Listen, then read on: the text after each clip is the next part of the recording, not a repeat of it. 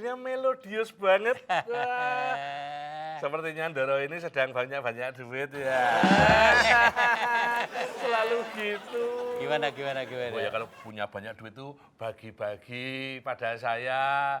Juga bagi-bagi kepada mereka yang hari ini sedang kena bencana itu loh Ndoro. Tapi kalau nyumbang ya jangan lalu bawa poster, bawa spanduk. Oh, nanti nggak ketahuan saya yang nyumbang. Itu nanti kayak caleg-caleg itu loh. Nyumbang kok pamer. Janjiannya itu saya nyari kamu ini. Saya kok dikasih minum ndak manis. Hai, loh. Siapa ini? Ndoro.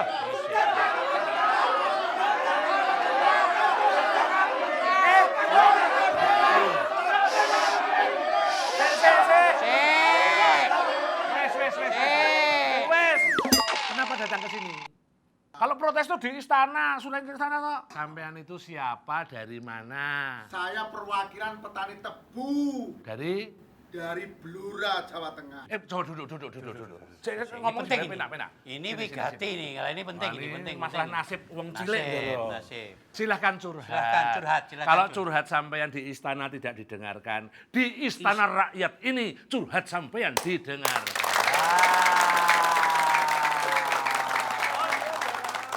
Kami datang ke rumah Ndoro ini, masalahnya sekarang petani tebu itu baru menangis, Ndoro. Gara-gara harga tebu turun, tetapi harga gula tetap. Gitu ya? Barangkali Ya. Ndoro bisa menyalurkan aspirasi saya. Supaya nasib para petani ini didengar oleh pemerintah, Ndoro. Ya, itu petani. Saya itu Ya, kalau betul. mendengar keluhan Mbah Noto dan teman-temannya jadinya sedih sekali, Ndoro. Sebab menurut nasib petani itu kan kalau diibaratkan seperti ibarat tanaman itu, Ndoro. Apa itu? Loh, kalau tanaman itu kan biasanya mengenal musim. Ah. Ada musim tanam, ada musim panen. Nah, nasib petani juga biasanya hanya diperhatikan kalau satu musim saja, Ndoro. Benar. Masih ada yang mau memperhatikan? Ada. Musim apa itu? Musim pemilu. Wani piro? Se. Assalamualaikum. Modal aku. Wah. Jalan. Apa Ndoro? Waduh. Selamat datang. Wah. Intelnya mana nih? Intelnya mana? Kenapa? Lah, kita baru ngomong begini kok menterinya datang. Waduh, ini ngawur ini. Ini malah kebetulan, Doro. Oh, kamu Kalau ya? menterinya datang, seluruh keluhan petani ini langsung didengarkan Menteri Pertanian. Moga Mas. Aduh, moga Mas, moga. Silakan. Tapi Bapak kok bawa maklarnya? Ini ketemu di jalan tadi. Ketemu Oh, di iya, jalan ini sambil karena membicarakan soal gula dan tebu, saya ingin menawarkan gula special edition. Maksudnya? Ini edisi terbatas, khusus gula saya ini manis, nggak perlu ditambah gula lagi, udah manis, Ndoro. Kentir. Yang namanya gula nggak perlu ditambah gula ya sudah manis. Makanya ada pepatah, ada gula, ada semut. Karena gulanya manis. Kamu tuh awet toh. Loh, Mas Sentilun jangan salah, ini berbeda. Kalau ada pepatah, ada gula, ada semut. Yang ini berbeda. Ada gula, ada pengusaha. Karena gulanya impor. Gini nih ya, mumpung ada pemerintah ya. Ini kok gula kok impor terus itu Pak ya. Kenapa tidak mencoba mengembangkan industri gula yang berbasis?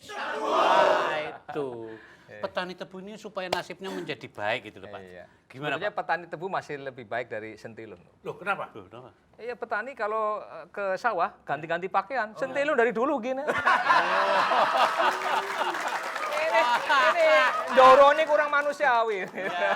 Pak Menteri, saya itu jongos abadi. Ya lalu gimana? Jadi Iya, bagaimana? Nasib dia- mereka ini gimana Pak? Memang petani kalau zaman dulu ya, ini kan zaman kakek saya tuh setiap petani 10 hektar. Nah kebetulan jatuh ke orang tua saya Turun. tinggal 2 hektar. Nah saya ini kebetulan bertujuh. Ya. Jadi nanti 2 hektar dibagi 7 ya 0,3 hektar. Menteri Pertanian saja dapat waris nanti 0,3 hektar. Mesake ya Menteri Pertanian kok kere. Jadi memang artinya kepemilikan lahan ini sekarang sempit. Sempit gimana, Pak? Iya nih faktanya sekarang kalau lihat di data BPS ini rata-rata hanya 0,3 kepemilikan lahan. Nah, yang Lain-lainnya? kemana itu? Ya, Punya siapa itu, Pak? itu kan ada sebagian ada perusahaan dapat HGU bisa sampai puluhan ribu hektar, ada yang ratusan ribu hektar. Ada yang dibangun mall, perumahan, habis lah. HGU dibangun rumah. Bahkan setelah dapat HGU banyak yang ditelantarkan, Iya. tapi mau diakses ke petani nggak boleh. Iya ya, gitu ya. Jadi sampean selalu kekurangan lahan. Nah, rendemen ini kan sebenarnya ada 3 faktor. Pertama ya tebunya sendiri. Ya. Kalau tebu dulu memang rendemennya di atas 10. Ya. Kenapa Pak bisa Ya begitu? dulu Oh, apa kurang namanya? dosanya, sekarang banyak dosanya. Ya dulu ini ditanam ini di lahan-lahan yang irigasi teknis. Ya. Ya, kalau sekarang di lahan kering kan, ya. Karena yang lahan teknis untuk sawah, untuk pangan, padi. Ya. Yang kedua pabrik gulanya. Kenapa? Wah ini sudah dibangun dari zaman Belanda. Zaman kolonial dulu. Ya ini kan perlu revitalisasi. Oh. Nah ini kelihatannya apa sih kan tebunya petani mungkin bagus. Tapi pabrik gulanya. Sampul, Nah, sampul. enggak, ini bisa. Wis ora iso gayem. Nah yang ketiga ini yang menarik, manusianya. Petaninya atau dari pabrik Nah, gula? dari pabrik gula. Ya pabrik gula sendiri kadang-kadang memang tidak jujur ya. Nah, ini yang tentu saja memang harusnya ada petani itu perwakilan namanya APTRI. Seharusnya dia membela petani, tapi sebagian di beberapa tempat justru membela pabrik gula daripada membela petani. Bahkan gini, nanti untuk tahun ini insya Allah dari Kementerian Pertanian sendiri akan membantu pembiayaannya untuk yang mengawasi itu. Nah, ini salah satu. Oh, Pak Menteri wis janji lo nasibku Ya. loh. Karena itu yang memang salah satu ya upaya kita untuk supaya fair lah terbuka bahwa tidak ada dusta di antara kita. Iya, makanya begini Mas Sentilun ini juga Ya, harus gimana, tahu. gimana? Kita ini kan suka yang namanya dengan yang manis-manis. Betul. Makanya saya ada di sini, ini kan kalau misalkan saya ada di sini kelihatan manis semua jadinya. Bener. Kalau ngelihat Mucle itu tampak manis kalau mata saya katarak. Ya itulah bedanya gula dan petani tebu. Gula disukai karena manisnya. Tapi petani tebu kok malah tidak pernah ya manis nasibnya. Sebetulnya tidak masalah waktu itu walaupun ditetapkan oleh HPP 8.100 sebetulnya harga di pasar juga di atas 9.000 ya kan waktu kemarin kan ya harus jujur juga. Untung juga. Lagi untung ya. Untung meneng bae.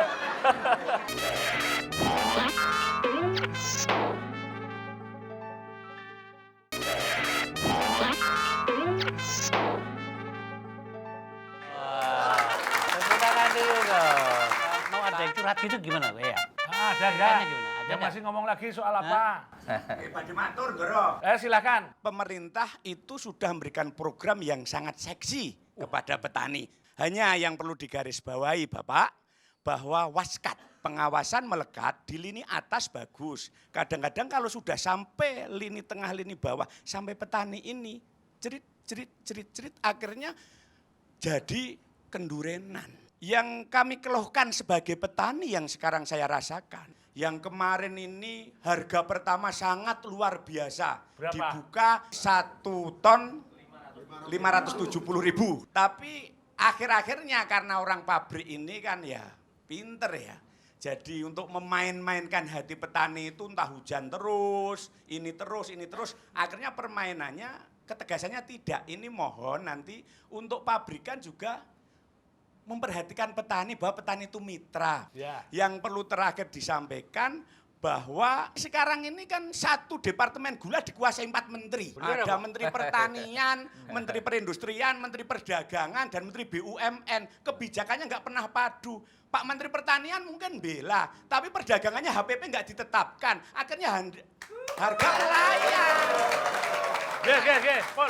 Oh, cukup. Tidak ada kepastian, matur nuwun. Assalamualaikum warahmatullahi wabarakatuh. Salam. Ya, kebetulan Menteri Pertanian ini jadi sekaligus juga ex officio Ketua Dewan Gula. Setiap tahun kita evaluasi biaya produksi, pokok produksi petani ini berapa. Dihitung. Untuk tahun ini sebetulnya kita sudah menetapkan 8.900. Tapi memang yang berhak menentukan nanti pada akhirnya yang berlaku adalah Menteri Perdagangan. Dewan Gula ini hanya sifatnya akhirnya hanya usulan. Ya, padahal ini sebetulnya ditetapkan oleh termasuk para akademisi. Ikut bagaimana supaya petani ini layak ya, supaya dapat harga yang baik. Harus Ya, layak. seperti Jadi itu. pejabatnya itu harus pro nasib petani cilik. Tapi begini, tapi memang sebetulnya enggak masalah waktu itu walaupun ditetapkan oleh HPP 8.100, sebetulnya harga di pasar juga di atas 9.000 ya kan waktu kemarin kan. Ya, harus jujur juga. Untung juga. Lagi untung ya. Ya kalau untung meneng bae. Sekarang ini memang karena ternyata saya dengar dan memang sudah banyak laporan, banyak gula rafinasi yang masuk ke pasar. Merembes. Wah, itu impor Karena ini. ini impor memang, jadi gula rafinasi semuanya itu impor. Tapi ini sebetulnya untuk industri. Tapi Tidak bocor. boleh. Nah, ini masalahnya jangan-jangan impornya memang yang terlalu banyak ini. Nah, kebetulan yang mengeluarkan memang untuk izin impor ini rekomendasinya dari perindustrian. Berarti nggak kompak Nah, dong, Pak. Ya sebetulnya sih ya itulah makanya memang ini terus terang aja kami memang lagi membenahi juga. Ini seharusnya satu neraca. Iya. Nah ini kan beda, ini dia urusan untuk industri sendiri diatur oleh perindustrian. Sementara kami dari pertanian hanya untuk raw sugar yang untuk pabrik gula yang bahan dasarnya Industri. atau dari tebu rakyat kan gitu. Saya Jadi untuk saya pikir ya Pak menambah. Menteri ya, bocoran rembesan rafinasi yang ke masyarakat itu semacam musibah itu. Musibah yang direncanakan. Nah, tapi seharusnya begini, harusnya itu pabrik gula rafinasi ini harusnya setelah 3 tahun nggak impor lagi. Lalu Ya, harusnya dia sudah mulai membangun basis tebu dari Indonesia. Kewajiban itu, sendiri. Pak. Wajib. Masalah gula dan dunia ini sangat lekat sekali. contohnya Yo, Bang Haji itu pernah menciptakan lagu tentang gula. Coba gimana? Gulali judulnya. Taman alam jiwa penuh bunga, rasa sukacita Wah. menggelora, bagai tersentuh cinta, gulali dunia. Hati-hati. Jadi hati-hati dengan gula. Seperti Bapak yang nanya tadi, kasihan sampai melorot. Kalau gak dibenerin repot loh, Pak. Apa yang mau lagi? Ya. Siapa? Langsung ke Pak Menteri, jangan lihat aku. Bapak Menteri, teman-teman petani ini sangat merindukan seorang pemimpin seperti panjenengan. oh, Tepuk tangan untuk Pak Menteri. Karena di tengah-tengah kesulitan panjenengan berani berhadapan dengan petani. tapi ini apa bukan karena mau berakhirnya masa jabatannya ya? Kelihatannya kok pemerintah kurang serius untuk mengatasi masalah pabrikan-pabrikan yang ada di Indonesia, terutama pabrik gula. Dari tahun 75 sampai hari ini, itu selalu menggunakan kambing hitam, pabrik gula bobrok. Oleh karena itu kami mohon Pak Menteri, ada semacam statement, kapan pabrik gula modern yang nanti akan membahagiakan petani ini terwujud di Indonesia. Pinter tenan iki. Wah. Luar biasa. Itu. Luar biasa. Wah. Angel iki jawabannya cukup. Ini bagus. Ini inovatif. Kalau seandainya kita mempunyai pabrik gula yang modern, ya kan? Kita baru bawa tebu, niat mau bikin gula aja udah keluar tuh gula. Memang untuk rencana swasembada ini salah satu yang memang harus direvitalisasi adalah pabrik gula. Swasta relatif bagus ya. Nah, tapi yang BUMN ini ada 52, ini baru 10 yang direvitalisasi. Di samping itu memang untuk bisa mencapai swasembada juga harus ada pabrik gula baru minimal 15. Tentu kalau Menteri Pertanian urusannya bagaimana supaya tebunya jadi bagus kan gitu. Maka salah satu yang kita lakukan bongkar ratun kan. Nah, pernah terima nggak bantuan bongkar ratun? Ya, ada. Itu jadi supaya ada. Ikhtiar itu ada. Ada. Tapi ada hambatan 50.000 hektar. Selama bongkar si Atun enggak apa-apa. Dora, Saya sensitif. Soalnya Atun itu tetangganya Markona. Ya maklum saja, majikan saya ini duda awet. Perwatun meledak. Aduh, Ndoro, duda kok pakai formalin. Cuma memang betul, ini ada problem baru dengan hujan seperti sekarang, ya kayak kemarin tahun lalu kan hujan sepanjang tahun tuh, akhirnya ongkos angkutnya jadi mahal, truk nggak bisa sampai ke sawah, nah, jadi memang akhirnya keuntungannya ada cuma berkurang. Gitu. Untung masih untung Pak ya, cuma lagi untung gede, nggak dilaporkan. Diem-diem aja. Kalau untung gede ingat sentilon ya. Nganti ora kalian ini loh, saya itu kalau mengamati gula pasir ini Doro. Ini loh. Ini menarik sekali nih. Rasanya juga manis Doro. Yang mana ada gula gak manis ah? Iya, tapi kalau sudah merasakan manis harus ada yang tetap diingat. Di setiap butiran gula yang manis ini ada keringat penderitaan petani tebu yang menghasilkan gula untuk kita. Jadi tidak kurang dari 100.000 hektar per tahun Berkurang. lahan pertanian itu berkurang. Kalau ya. gitu ngimpi swasembada pangan itu namanya swasembada belgedes.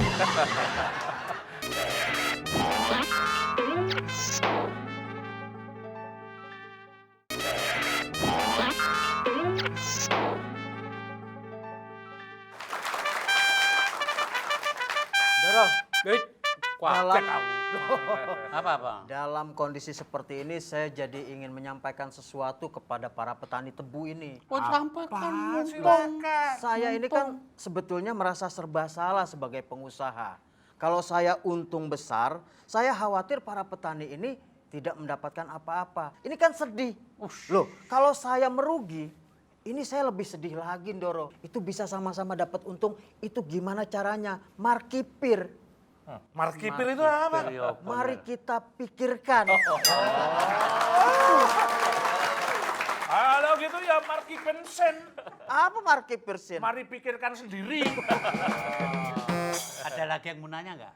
Saya kebetulan petani tebu Blora. Itu petani yang baru semangatnya nanam tebu Pak Menteri. Karena pada tahun 2010 itu tataran tebu di Blora antara 400 sampai 1.000 hektar. Karena di sana akan ada harapan baru, PG baru yang akan berdiri secara modern. Dalam waktu relasi 3 tahun itu sudah mencapai kurang lebih 4.000 hektar. Namun perlu diingat Pak, selama ini belum ada dari hasil tebu ini. Tebu ini kan butuh makanan. Makanannya adalah pupuk. Lah pupuknya tidak ada Pak Menteri. Selama ini kita masih ngambil pupuk dari pengecer distributor reguler. Artinya makan dari distribusinya pertanian tanaman pangan. Mahal. Yang khusus untuk petani tebu belum ada. Nah, yang kedua, tolong Pak Menteri, pada saat kita bekerja keras di ladang, benar-benar menanam tebu, keringat keluar tiap hari. Istilahnya pada saat panen, jaminan harga pada petani jatuh Pak Menteri. Tidak ada. Ini mohon ada seperti stabilitas harga. Supaya ada jaminan harga itu petani itu dibela. Pak Menteri, matur suwun, ini saya menanggapi sedikit. Gimana? Soal Mau perlindungan. wakili menteri? Hah? Mau wakili menteri? Potongannya boleh. Saat ini saya wakil Pak Menteri. Ya turun ya biasa lagi. Jadi ini menarik sebetulnya. Saya teringat dengan sebuah undang-undang perlindungan dan pemberdayaan petani nomor 19 tahun 2013. Kamu telat minum obat ya Pak? Ini penting untuk membela dan melindungi para petani. Nah, ini bisa dijelaskan mungkin oleh Pak Menteri ya.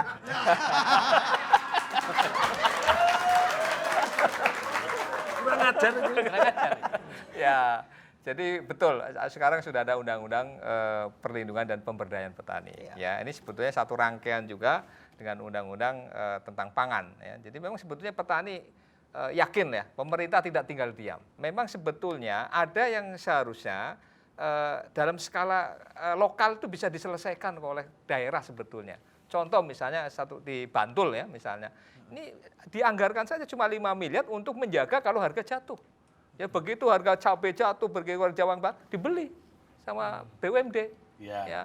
Itu hanya untuk gertak pedagang saja supaya pedagang mau naikin harga kan Supaya gitu. nasib petani Ah, terangkat. supaya terangkat begitu. Jadi sebetulnya bisa dalam skala lokal. Dan kemudian juga ada rangkaiannya juga dengan undang-undang perlindungan lahan pertanian pangan berkelanjutan. Ya, ini sebetulnya juga lagi-lagi Pemda itu yang harus menetapkan lahan ini ditetapkan sebagai lahan abadi. Kepala daerah itu penting itu. Nah, itulah sekarang dengan otonomi ini luar biasa. Ya, makanya sekarang lahan-lahan yang kadang-kadang saya sedih sekarang ini sawah-sawah sudah dikepung oleh bangunan, oleh perumahan, ya, oleh perkantoran, gitu. Coba bayangkan, ya kantor bupati saja di lahan pertanian produktif. Kapan swasembada? Nah, makanya inilah. Jadi tidak kurang dari 100.000 hektar per tahun. Berkurang. Lahan pertanian ini berkurang. Kalau gitu ngimpi swasembada pangan itu namanya swasembada Belgedes. Kalau ada dana kayak Kabupaten Bantul tadi ya, Nah, iya seperti contoh misalnya langsung seperti itu. dibeli dulu supaya Tapi ayo. itu ternyata uang itu nggak habis-habis Nggak karena habis-habis. begitu nanti si pengusaha ini atau pedagang ini harus beli ke BUMD kan nanti harganya naik. Iya. Lebih baik naikin harga di petani. Ya jadi ginilah ya Mas ya. Untuk pupuknya belum Pak Menteri. Jadi gini. Pupuknya. Ya, jadi pupuk inilah. Ini juga sering orang demo pupuk ke Menteri Pertanian. Loh, seharusnya kemana? Nah, ya ke perdagangan sama pabrik pupuk. Sebab Menteri Pertanian sudah mengalokasikan. Jadi untuk pupuk keperluannya sekian untuk subsidi. Sampai sekarang ini tahun ini saya 18 triliun. Untuk pupuk, Pupuk, subsidi pupuk. Subsidi pupuk. Ini pun volumenya masih kurang, ya. Coba. 18 triliun. Lah persoalannya nyampe enggak Nah, itu, ini Pak? dia persoalannya yang menyalurkan distribusi ini adalah di perdagangan. Kemudian langsung dari pabrik pupuk, ya. Kemudian tentu ini bawa pengawasan BUMN. Nah, sampai ke distributor, sampai ke pengecer tadi ya. Nah, melalui RDKK. Kan pakai RDKK kan? Iya, jadi kalau petani-petani 2 hektar ke bawah dapat itu subsidi. Tapi kalau pengusaha tebu yang puluhan hektar itu memang mestinya nggak boleh dapat subsidi. Saya sudah cek di pabrik pupuk, di distributor ada, tidak ada alasan. Khusus untuk Ya. tebu ini Pak. Termasuk tebu ZA kan biasanya ya. Iya, ada itu kan ada subsidi juga. Kalau Benerin tiba-tiba Ada subsidi juga. tiba-tiba hilang gimana itu Pak? Siapa yang sulap itu Pak? Nah, jadi memang inilah yang kadang-kadang saya terus terang aja sedih ya, bukan sistem yang berjalan. Begitu nanti daerah mana kosong, SMS ke Menteri Pertanian, langsung forward ya ke pupuk, langsung besoknya sudah ada. Nah, kayak begitu. Ini kan sudah bukan sistem yang Bukan berjalan. sistem kokain maling. Jadi bayangkan coba, sampai terpaksa petani pun, makanya saya nomor Menteri Pertanian, petani tahu. Ngerti orang nomornya Bapak? Tahu. Hebat, luar Ngerti biasa. mereka. Jadi tinggal laporkan saja. Kalau memang ini SMS saja lah. Aku baru tahu artinya seorang bapak. Selama ini tidak punya bapak mereka. Sekarang Ada bapaknya.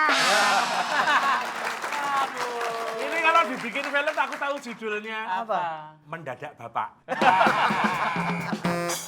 Aduh, memang membawa manfaat ya. Iya. Segala sesuatu membawa manfaat. Asal petani juga tidak kepala batu, Iya. Pak ya. Bisa diajak kerjasama. Kalau rakyat Nusantara Raya ini pengen curhat, pengen ngadu, kasih masukan, datanglah ke acara Sentilan-Sentilun ini. Ini Istana Rakyat untuk Nusantara Raya. Bisa kirim email. Email, gimana? Ada tertera di layar ini alamat emailnya. Nah, tapi saya yakin Doro ya. Tapi enaknya, memang saya bukan menteri. Nah. Temennya menteri. Itu lebih penting. Bener. Nih ono apa? Orang katut. Ndak katut. Itu lebih penting, ya kan? Saya yakin Doro ya. Kalau pemerintah itu benar-benar serius ngurusin nasib petani tebu ini. Pasti banyak orang di Nusantara Raya ini pengen menjadi petani tebu. Benar enggak? Baru minum obat. Baru bereaksi. Pinter. Bukan. Baru Kita bereaksi. gelincir gegar otak ya. Makanya Doro, menurut kalau kita memang pengen jadi negara besar, hal utama yang harus dipikirkan adalah kita harus mandiri dalam segala bidang, terutama di bidang pertanian. Soalnya ini menyangkut ketahanan pangan, termasuk gula, beras, kedelai, buah, semuanya jangan impor.